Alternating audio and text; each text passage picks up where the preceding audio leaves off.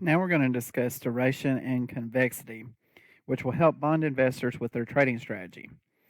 Generally, if you think interest rates will rise, then you should move into short-term bonds with high coupon rates, as we saw. But if you think interest rates will fall, you should move into long-term bonds with low coupon rates.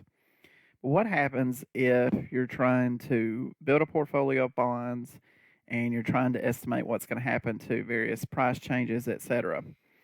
So what we're going to discuss here is some measures that we'll get at when you're expected to receive the cash flows. That's duration.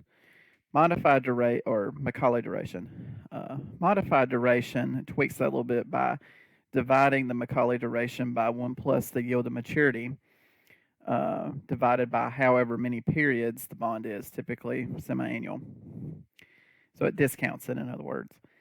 And then convexity kind of gets at that shape we were discussing earlier, that bowed shape, because we saw that depending on the yield, the higher it was, the higher the percentage change in the lower the yield, the higher the percentage change, but the higher the yield, the lower the percentage change.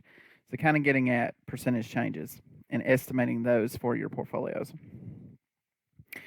So I'm going to take the sheet from the previous video. I'm going to move or copy it. We'll create a copy, move it to the end.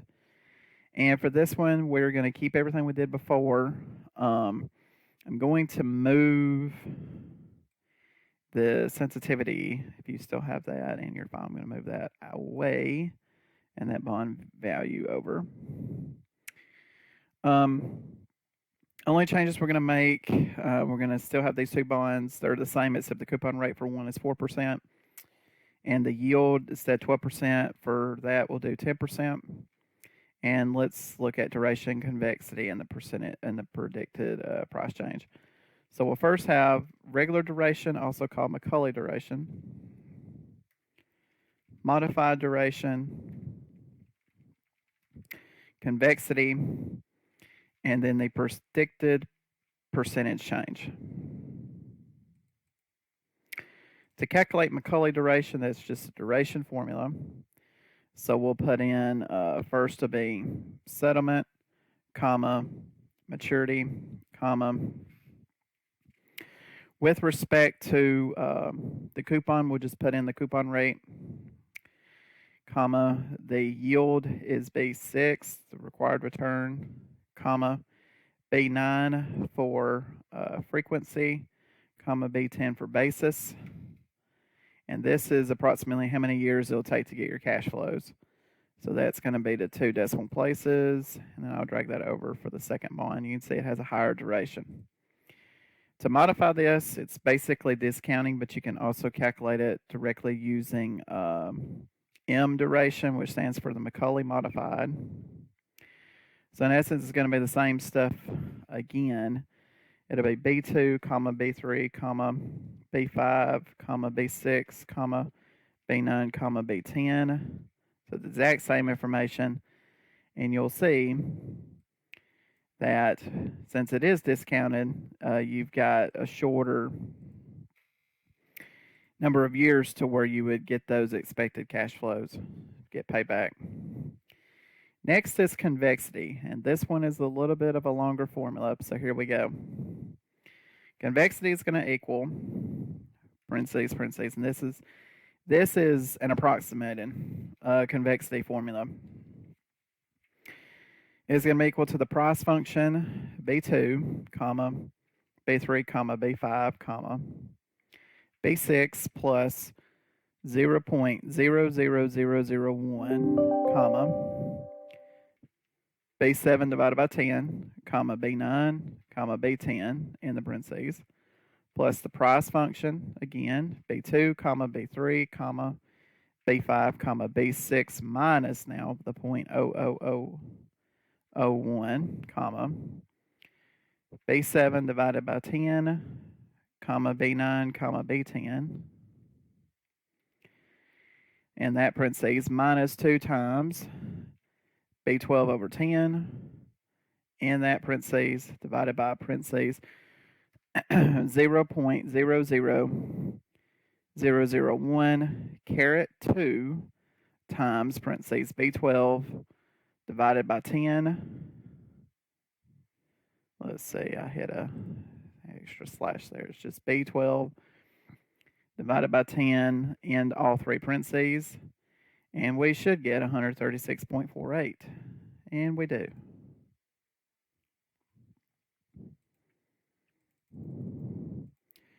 So that's the convexity amount. For the other bond, it's 174.52. And then our predicted price change is equal to the following formula. It's equal to B21, the modified duration, multiplied by $sign A16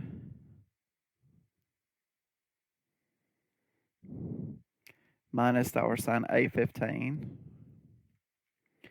plus 0.5 times B22 times parentheses $sign A16 minus $sign A15 caret 2.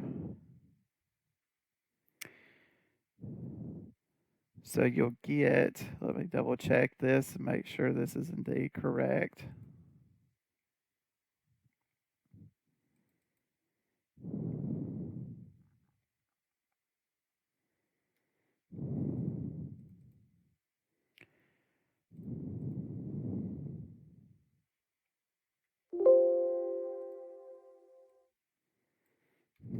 Okay, let me undo.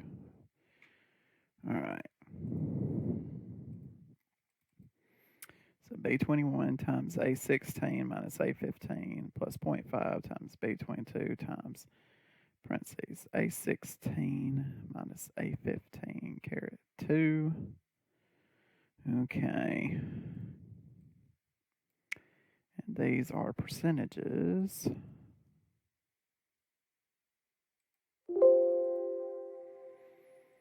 So something is off a little bit because we should have got negative 8.73%. So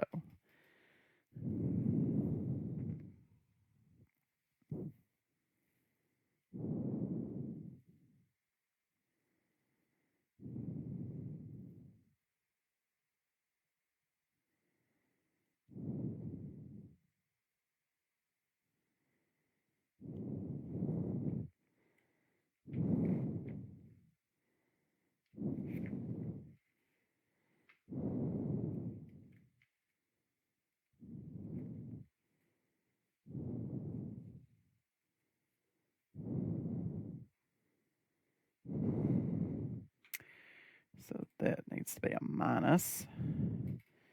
That would help because the percentage change in price is approximately equal to the modified duration times the change in yield to maturity plus a half times convexity times the change in yield to maturity squared. So let's try that now. There we go. One sign makes all the difference. But you can see that the predicted percentage changes in these formulas and calculations is approximately what actually happened. But given this, you can kind of decide which of these bonds you would want to have in your portfolio, etc.